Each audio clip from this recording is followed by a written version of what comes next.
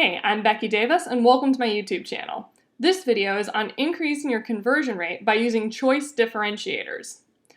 This concept is based around the idea that people really like to see a lot of options, they like to feel like they have a choice, but what they don't like to do is actually have to weigh all of those options and make a decision because it takes a lot of cognitive effort, especially when you're talking about complex decisions or complex choices that have a lot of features. This does still hold true even if your products are more simplistic though. So this is generally applicable to any situation that you're looking at in your website or your marketing funnel.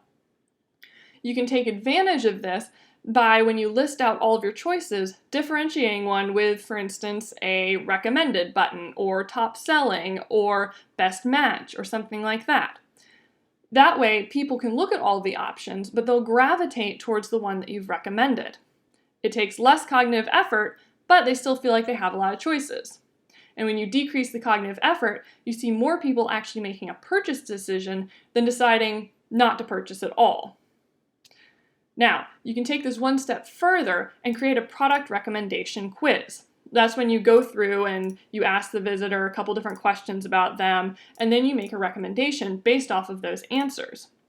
You can show them which is the most recommended product for them, and then I suggest having a few other options beneath that are not recommended, so that way people still feel like they have that option of choice so that they can go through and they can pick which one they want.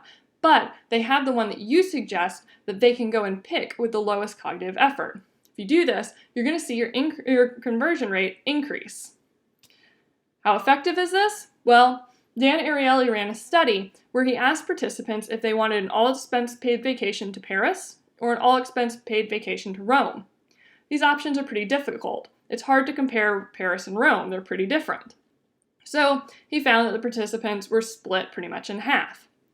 But then he changed the study just a little bit.